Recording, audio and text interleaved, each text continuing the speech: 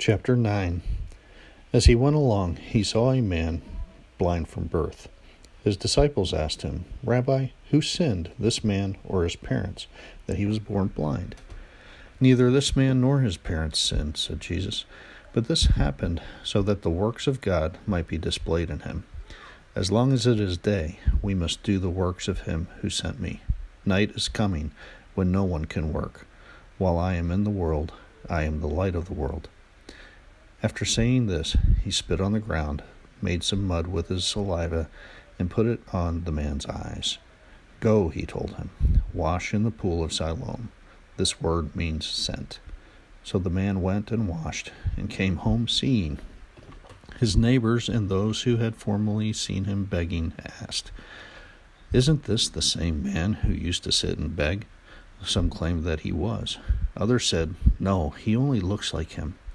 But he himself insisted, "I am the man." "How then were your eyes opened?" they asked. He replied, "The man they called Jesus made some mud and put it on my eyes. He told me to go to Siloam and wash. So I went and washed, and then I could see." "Where is this man?" they asked him. "I don't know," he said. They brought to the Pharisees the man who had been blind. Now the day on which Jesus had made the mud and opened the man's eyes was a Sabbath. Therefore the Pharisees who also asked him how he had received his sight. "He put mud on my eyes," the man replied, "and I washed, and now I see." Some of the Pharisees said, "This man is not from God, for he does not keep the Sabbath." But others asked, "How can a sinner perform such signs?" So they were divided. Then they turned again to the blind man. "What have you to say about him? It was your eyes he opened." The man replied, "He is a prophet." They still did not believe that he had been blind and had received his sight until they sent for the man's parents. "Is this your son?" they asked. "Is this the one you say was born blind? How is it that now he can see?" "We know he is our son," the parents answered. "And we know that he was born blind, but how he can see now, or who opened his eyes, we don't know. Ask him, he is of age. He will speak for himself." His parents said this because they were afraid of the Jewish leaders, who already had decided that anyone who acknowledged that Jesus was the Messiah would be put out of the synagogue. That was why his parents said, "He is of age, ask him."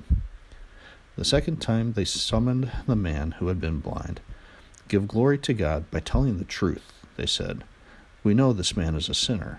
He replied, "Whether he is a sinner or not, I don't know. One thing I do know, I was blind, but now I see." Then they asked him, "What did he do to you? How did he open your eyes?" He answered, "I have told you already, and you did not listen. Why do you want to hear it again? Do you want to become his disciples too?" Then they hurled insults at him and said, "You are this fellow's disciple. We are disciples of Moses. We know that God spoke to Moses. But as far as this fellow, we don't even know where he is from." The man answered, "Now that is remarkable. You don't know where he comes from, yet he opened my eyes. We know that God does not listen to sinners. He listens to the godly person who does his will. Nobody has ever heard of opening the eyes of a man born blind. If this man were not from God, he could do nothing." To this they replied, "You were steeped in sin at birth. How dare you lecture us?" And they threw him out. Jesus heard that they had thrown him out, and when he found him, he said, "Do you believe in the Son of Man?" "Who is he, sir?" the man asked. "Tell me so that I may believe in him." Jesus said, "You have now seen him. In fact, he is the one speaking with you." Then the man said, "Lord, I believe," and he worshipped him. Jesus said, "For judgment I have come into this world, so that the blind will see, and those who see will become blind." Some Pharisees who were with him heard him say this and asked, "What? Are we blind too?" Jesus said, "If you were blind, you would not be guilty of sin. But now that you claim you can see, your guilt remains."